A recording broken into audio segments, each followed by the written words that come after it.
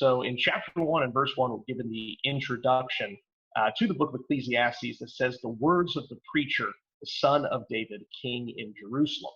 And so it's important to understand as we go into this that there's kind of two figures here. There's this preacher who lots of people have theorized, maybe this is Solomon, maybe this is a later king or somebody else entirely. That doesn't really matter so much for our purposes of who exactly this is. But this preacher has given many words of wisdom. And that's what the bulk of the text is his teaching. And all of these teachings have been collated and collaborated for us by another person who we'll typically refer to as the author. And he's the one who writes chapter 1 and verse 1, and then the conclusion where he summarizes what the teachings of the preacher have been and what that's all about. And so as we're reading this, are kind of these two different characters that we're going to be talking about, the author, and then for the bulk of the text, the preacher. And so that is what the study of Ecclesiastes is looking at the words of the preacher and what he has to say about wisdom and about life. And so kind of diving into this, Trey, why don't you read for us in chapter 1, verse 2 through 11. We'll get into this. Sure, I can do that. Vanity of vanities, says the preacher. Vanity of vanities, all is vanity. What does man gain by all the toil at which he toils under the sun? A generation goes and a generation comes, but the earth remains forever. The sun rises and the sun goes down and hastens to the place where it rises. The wind blows to the south and goes to the north. Around and around goes the wind, and on its circuits the wind returns. All streams run to the sea, but the sea is not full. To the place where the streams flow, there they flow again. All things are full of weariness. A man cannot utter it. The eye is not satisfied with seeing, nor the ear filled with hearing. What has been is what will be, and what has been done is what will be done, and there is nothing new under the sun. Is there a thing of which it is said, "See, this is new"? It has already been in the ages before us. There is no remembrance of former things, nor will there be any remembrance of latter things yet to be among those who come after. And so here in this introduction, as Andrew mentioned, we've got a lot of things going on as it sets up the book, really, and it begins with this statement that's really kind of very different from what we'd expect going into wisdom literature. We don't have a beginning which says the fear of the Lord is the beginning of wisdom. No, what we have is this talk about this word vanity or hevel. And there's a lot of talk about what does this mean. A lot of different translations translate this a little bit differently. What does vanity mean? It seems that the text gives us something of an answer for that. When we get down later on in the text, we see verse 14 of chapter 1, when he says, all is vanity and a striving after the wind.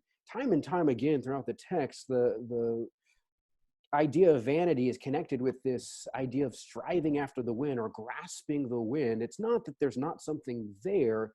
It's just that you can't grasp it. You can't attain it. It's sort of obscure in that way. And so he begins to set all things, at least all things under the sun, in this idea of vanity. And so there in verse 3, we've got this programmatic question that really sort of frames and founds this entire discussion in this book. And that is, what do we gain by all that we do, all that we toil in under the sun? And his conclusion, at least here, is that all is vanity. All is this obscure, unattainable, incomprehensible thing that we really can't make a whole lot of sense of, can't derive a whole lot of meaning out of. Not that meaning's not there, we just can't grasp it. Greg, did you have anything to say about these first 11 verses or vanity in particular? Yeah, I think really the vanity that this preacher is facing, this tough time, is really around the idea of not being satisfied. You see that word in verse 8, for example. All things are full of weariness, a man cannot utter it. The eye is not satisfied with seeing, nor the ear filled with hearing. This is a real difficult thing for us to grasp as people, is that we can do a lot of stuff, if you will, but sometimes it doesn't amount to much or amount to what I think it should. There's no satisfaction in it.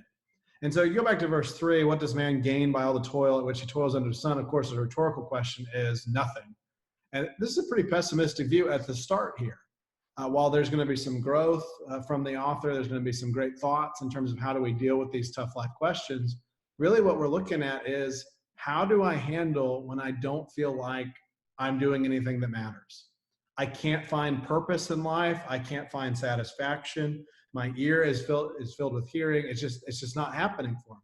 There's no outlet that works. My eyes aren't working right. My ears aren't working right. Working hard doesn't seem to make it go away. I just don't have anything that feels like it's paying off. And so this is going to be a tough spot as a Christian, for example, and certainly even as a God-fearer in the Old Testament, of what is God's part in this, and how do I break through this type of depressive mindset? How do I work through that? What does God want me to see? And by the way, Andrew, I think a good question is raised here, and I'll ask you to get in on this. Is this even an appropriate worldview? We can relate to it sometimes, but do we feel like this is accurate?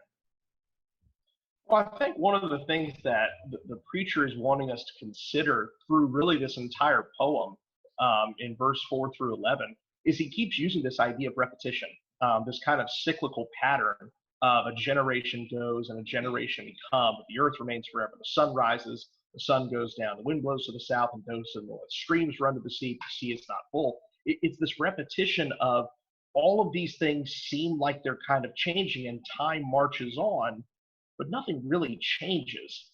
Empires rise and empires fall, but do the mountains care about that? Does the sea care about what you've accomplished in your career or in your lifetime? And there's this sense of ultimately time kind of erodes everything that we do. That 100 years from now, 200, 300 years from now, nobody will remember our names. Nobody will remember that, what we accomplished, what we did will be a long lost memory, as are 99.9% of everybody who's ever lived. And so that is a harsh reality to face, that while we seem so self-important in our days, the reality is that it's not going to make a huge dent on the overall landscape of human history. And so when he talks about this idea of vanity of vanities, that havel, that kind of smoke, the vapor, a lot of times that's translated as meaningless. And that's not really what he's getting at with that word. He's using this idea of you can't grasp it, like Trey was talking about. You can't hold on to it. It vanishes quickly. It leaves quickly. It's difficult to see through it. And that's what he's really, I think, struggling with up front, is that time makes things very difficult to see the long-term value of it, because time erodes all of these things. And so I think the preacher is giving us a realistic viewpoint. That's one of the things we're going to see from the preacher, is that he doesn't shy away from the hard facts of life. And you can kind of juxtapose, Ecclesiastes and Proverbs. And I think they complement each other really well, because Proverbs gives the ideal. If you do X, Y is going to occur. If you are wise, good things are going to happen. And Ecclesiastes is going to challenge our thinking on that a little bit with, but does it always? Generally, the conclusion he's going to come to is that yes, wisdom is the best course of action, but it's no guarantee of success. Even if you are wise and successful and good in this life, eventually time is going to go. You're going to die like everybody else, and you'll still be forgotten. And so the preacher is asking us some hard questions about, where do we fit into this? How do we be satisfied knowing that this is the course of human action? Yeah, I think those are some good points. And as you look at this, really, even as we're about to transition into 12 through 14, this is an unfair point of view. It's unfair in the sense that the world is tough, that's true, but it's never this bad. On the other hand, it's never going to be perfect either. And so what we have to realize is this is someone who's relatable. This is me. This is my wife. This is my parents. These are my children. These are people who are looking at the world and saying, I really don't know why God's having us even do all this exercise. Right? We understand that creation has particular ways of doing things, but as we look at really what's important, what we're going to see is, well, that God did put purpose in these things. And if I don't find it, that's on me more so than on him. Trey, I think you have some thoughts here. Why don't you get in? Yeah, I was just gonna say here, with the perspective that he's setting out, it really seems, Greg, to your point, verse 3, this is a sort of under the sun perspective, a perspective that maybe isn't quite taking, even though he says all is vanity, is he really taking all things into account? Um, and it seems that this is what can be observed at the ground level. He's speaking to those, or as those, whose perspective does not go beyond the bounds of this world. And so it's what we can see, what we can observe, what we can experience, but not necessarily considering, okay, how is God working in these things and what is God going to bring out of them?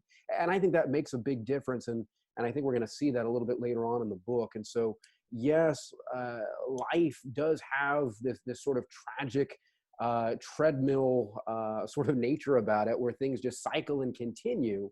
But if that's all that we're seeing in that, I think we're missing part of the picture. And I think that's part of his point. He's exploring that along with us to bring us ultimately to his point of view. Yeah, I think Ecclesiastes builds this wonderful puzzle. But as of chapter 1, and we're going to see even on those good things, I think Andrew had a good point in terms of the Proverbs giving the ideal. What we're going to see in 12 through 14 is really someone, imagine staring at a puzzle and only having the pieces to the top left corner. Eventually, if you're like me, you lose one or two pieces in the puzzle and you're like, well, why did I even do all this work, right? It was pointless. It was vain. But imagine having only a fourth of the pieces. And what we do is we start staring at those pieces and go, this doesn't make a picture. I don't understand. What are we even doing? Well, okay, well, hold on. First of all, we need to acknowledge we're not going to have all of those puzzle pieces because only God has that. But secondly, if we'll let things unfold and really think through them, there is an ideal. God is in control, and we can see a better picture. Andrew, would you mind reading 12 through 15 here as we kind of transition a little bit as the writer does? Absolutely. So verse 12 says, I, the preacher, have been king over Israel and Jerusalem, and I applied my heart to seek and to search out by wisdom all that is done under heaven. It is an unhappy business that God has given to the children of man to be busy with. I have seen everything that is done under the sun, and behold, all is vanity and a striving after wind. What is crooked cannot be made straight, and what is lacking cannot be counted. And it's interesting here we get, the preacher, and again, regardless of who exactly the preacher is, he's kind of letting us give this idea of he's looked at everything. And again, I think there's probably some poetic exaggeration here, but he's applied his heart. He's searched out by wisdom. And this is the first time we see this word mentioned of wisdom, all that is done under heaven. And we know that wisdom plays a big part in this overall discussion. Proverbs and Ecclesiastes and even Job all kind of fit into this overall picture of wisdom. And like you guys were talking about with kind of the pieces of the puzzle, one of the things that Job adds into this discussion is that Job takes a very pessimistic situation where Job is robbed of essentially everything by forces outside of his control. He doesn't do anything wrong. God confirms he does nothing wrong. All these things are taken as part of this kind of cosmic quest between God and this accuser figure. And then when Job spends the rest of the book asking, like, why is this happening? How could you let this happen with God? Isn't this unfair that this is happening? When God shows up, God doesn't answer the question. He actually basically takes Job on this, kind of whirlwind tour of creation and says, do you see everything that's in creation? Do you understand how this is so much more complex than just your life, than just your small picture of what's going on? And really the end result of that, and the end result of all of the wisdom literature, is trust God. That's what wisdom ultimately is the fear of the Lord, the healthy respect of who he is, and understanding we're not going to have all the answers to this. And that's what the Ecclesiastes preacher essentially says. This heavy burden, this unhappy business that God has given, it's that we don't know the answers, and we're never going to know all the answers. These enigmas, they're hivel. They're like grasping after smoke. No matter how hard you reach for them, you're never fully going to understand them. And so ultimately, what it calls upon you is not answer these questions. It's trust the one who does have the answer to these questions. Greg, you got some thoughts on that? Yeah, I think those are good points, especially that phrase, it's an unhappy business that God has given to the children of man to be busy with. If you look at this, and I think we should be outright, while this is a good question, what are we doing? Why are we living for it? Is there vanity to life without God? Yes, and those are valid questions. But the way the preacher handles this, let's just be honest, isn't flawless. It isn't perfect. And he makes a cardinal mistake that I often make which is in verse 12 and 13 in particular, where the unhappy business is found. He says, I've looked at it and I've reached my conclusion here. Well, the problem is we can see from this whole book, he didn't actually look at everything. In chapter 2, he looked at some wrong things even. And just because you looked at wrong things or reached a lack of a true conclusion doesn't mean you have all the answers yet. We know the book's going to end with, here's the conclusion of the matter, fear God and keep his commandments. That's a very different conclusion than in verse 13. He says, I looked around and what did I find? This unhappy business. Sometimes we think we have it figured out and weird life events happen to kind of come in and humble us. There was a preacher, a friend of mine who was preaching a meeting, and someone wanted to compliment him on how simplistic his lessons were, and came up and said, I just love how simple-minded you are. Not exactly the compliment of compliments. The thought was good, but the execution wasn't quite there. The preacher here has some good thoughts. I want to find God in a world that seems vain. I'm wondering why God made it this way. But just because you say something or you reach a conclusion doesn't mean it's God's conclusion. Doesn't mean the execution was right. And I think you see a failure to execute appropriately here, even if it is relatable. Trey, do you kind of get that sense too? I do. And, it may be purposeful. It may be that he's looking through a particular lens for a particular reason. We've kind of mentioned the book of Ecclesiastes doesn't begin like Proverbs does, for instance, with the fear of the Lord is the beginning of wisdom. And so to kind of tie that in with something Andrew was saying, this idea that ultimately where the book is leading is that we trust God. And the way that it does that is kind of in this sort of backwards way of looking at all these other things and showing how all these other things don't actually fulfill, don't actually lead to satisfaction. And so ultimately we're going to come to understand that God is the only answer and that we are to do all to his glory and to his honor and serving him in fear and obedience. It's ultimately going to end there, but it goes sort of a roundabout way of getting us there. And I think part of the strategy of the preacher is in letting us sort of take this journey along with him, making the mistakes that he makes in his reasoning, maybe on purpose even, to help us to see, these other things really aren't the answer. One of the things that I think just underscores this point is verse 15 about the crooked not being able to be made straight, or we can't even count what's lacking. There is a finite nature to us, finiteness about us and what we can do, what we can perceive, what we can come to know. And so if we're doing like what he does in verse 13 and seeking out by his own understanding and his own wisdom and his own skill and observation, maybe there's going to be some things that are missing there. And he comes to recognize even his own finiteness as he's looking at the world. And of course, when we consider verse 15, God can make those things straight. God can count what is lacking. And so part of this book, again, is pushing us to trust in him. I think, Trey, those are good points. And as you look at this next section, and Andrew, you foreshadowed this earlier, this idea of this search even that he would have and the ideal of Proverbs. I think what we can see is that in verses 16 through the end of this chapter, sometimes we might even do some right things, and because of our mental disposition or because of the cyclical nature of life, not reach the conclusion we think we deserve or should. I'm going to read verse 16, and then Andrew, we'll get you in on that. I said in my heart, I have acquired great wisdom, surpassing all who were over Jerusalem before me, and my heart has had great experience of wisdom and knowledge. And I applied my heart to know wisdom and to know madness and folly. I perceive that this also is but a striving after wind. For in much wisdom is much vexation, and he who increases knowledge increases sorrow. Now, as someone who has done a lot of secondary school studying, Andrew, what do you think? In much wisdom is much vexation, and he who increases knowledge increases sorrow. Yeah, I think this is a surprising statement, and I think it's meant to be so, considering that we consider Ecclesiastes wisdom literature. The author's coming right out and saying there's a limit to wisdom. There's a limit to how much you can understand. And so I think as he's talking through this whole section, this heavy burden, these enigmas that man can't understand, the way out of it is not think your way out of it. Not the way out of these enigmas is not, learn more and read books. And that's even something that the conclusion is going to talk about. is that there is a limit to what knowledge and wisdom and all these things can bring. And ultimately, his conclusion is that this is Havel.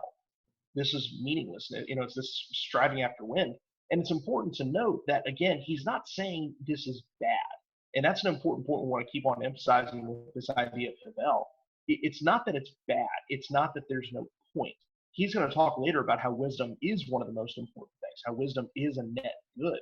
But his point is that that's not solid. That's not this thing that you can grasp and it's going to answer all of these questions and enigmas. Wisdom is not the ultimate tool that's going to satisfy this.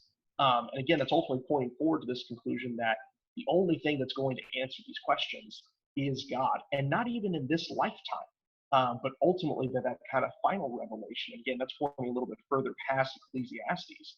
But the essential conclusion of Ecclesiastes is that it doesn't matter how wise you are. It doesn't matter how smart you are, how hard you work, how rich you are.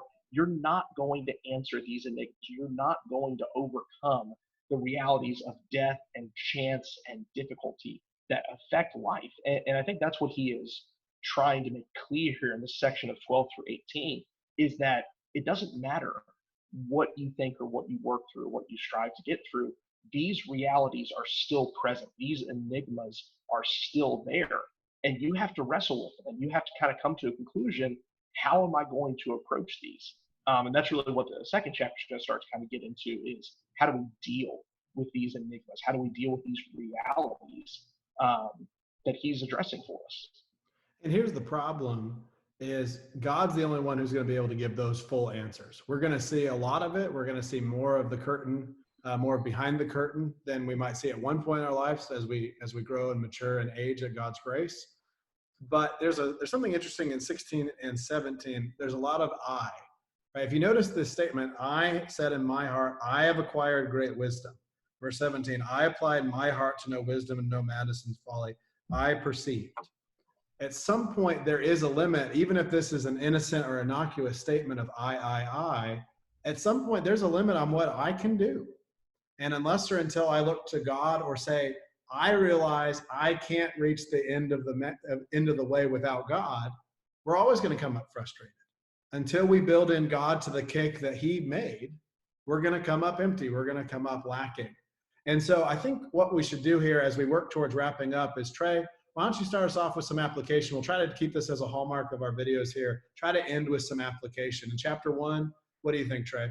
What stands out? Yeah, there's a couple of things, but I guess one thing that I would really like to think about more is just this everydayness of life, the cyclical nature of life. And there's a couple ways we can look at that. One of them sort of falls into the way that the preacher is exploring here, or the at least the author in the introduction, and the preacher dives into a little bit more of just this. Everything is cyclical. Everything kind of comes back. Everything kind of has this treadmill existence, and that can be tragic for some people. They always need something new, something exciting. I know for us in our day and age of social media that is very much the case. We always need something to rush those endorphins and give us that dopamine hit, or else things just kind of become boring. And I don't know about you, but my life the past couple of months has been very, very cyclical. A lot of things been happening a lot of the same way.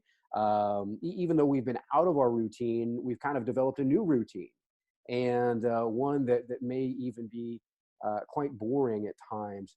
And that's part of what the struggle is here. How do we deal with that? And I think part of the way to deal with that is to recognize that even though my days may kind of run together and things may kind of seem the same, there's also a blessing in that.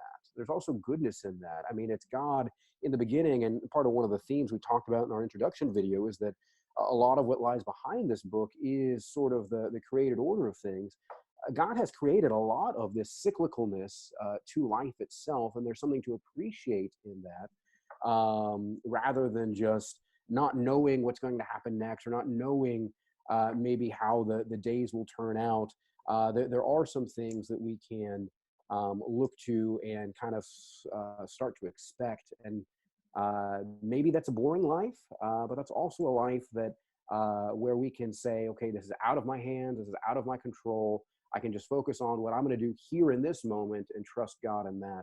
And so maybe have a different perspective on the cyclical nature of life. That's probably what I'd want to say about this text. I think one good application of chapter 1 to address that cyclical life part is to know, first of all, usually good comes, if you're in a down part, I have some good news, there's probably something good coming. I have some bad news, if you're in a good part of life, brace yourself. Cyclical life means some challenges are probably about to make their way through.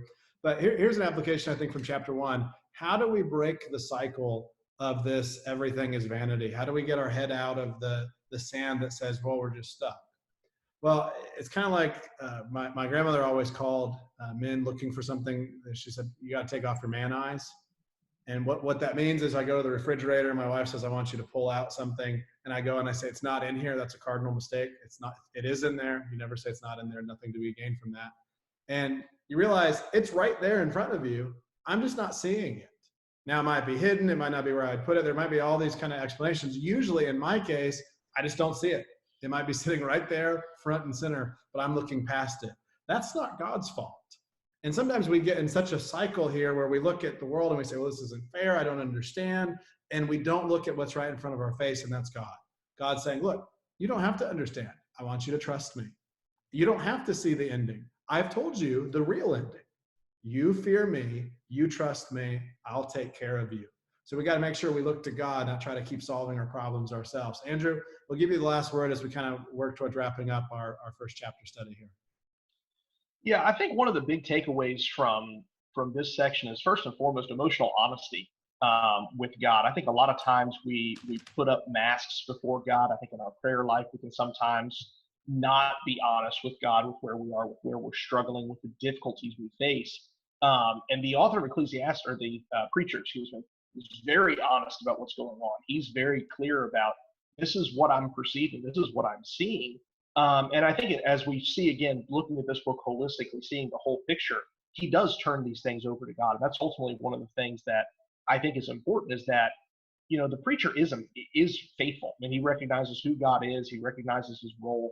And so I think sometimes we can fall under a misunderstanding that, okay, well, if I just, you know, have more faith, things will all work out, or things will all make more sense. And sometimes that's not the case. Sometimes it's not even a cycle of bad. Sometimes it's just all bad. And that's what Ecclesiastes and Job kind of try to, I think, balance out the idealness of Proverbs, is that sometimes it's not going to work. Sometimes all you are caught up in is the bad and is the difficult, but that doesn't change the nature of who God is. That doesn't change the nature of what's going on here. And I think part of what we see here is the limitation of our own perception. That again, as we talked about, we see only small pieces of the puzzle. Our piece of the puzzle may be really bad. It may not be a pleasant puzzle piece to look at, but it's only part of the whole. Our perceptions are not all of reality. And so I think it's important as we go through this, as we continue to study these things, that the preacher is going to say a lot of things that are intended to challenge our worldview, that are intended to challenge the idea that if you do good, good things will happen to you. Ecclesiastes is kind of that guy poking you with the ox goad, as the conclusion will say, and be like, but maybe it won't. And so you can't base your faith upon God that good things are going to happen to you, because that's not a guarantee, and that's not what the Bible is promising. So there's a lot to say for Ecclesiastes. There's a lot of applications we're going to be able to draw from this, and there's a lot of practical wisdom, I think, particularly for a country and for a time period that, if anything, we've seen over the past few weeks, we really struggle with inconvenience. We really struggle when things all of a sudden start going very poorly. I think the preacher has a lot to say about that. So, any other thoughts or closing comments for our study here? I just want to say thank you. I really appreciate the study and the discussion here in chapter 1. I think it's been good. It's certainly been helpful for me. Yeah, absolutely. I think this is one of the things that is always so beneficial about just opening our Bibles and just working through things together. You know, certainly there's a lot of benefit in reading by yourself. There's also a lot of benefit in leaning upon one another and being that cord of 3 strands, as we're going to talk about later on. Greg? Oh, Lord willing, we'll be able to learn just as much in chapter 2. And again, thank you for the invitation, and look forward to that. Absolutely. So plan will be is this Friday, chapter 2 of Ecclesiastes. We'll be continuing the text. So thank you so much for joining us for our study, and we'll see you on Friday.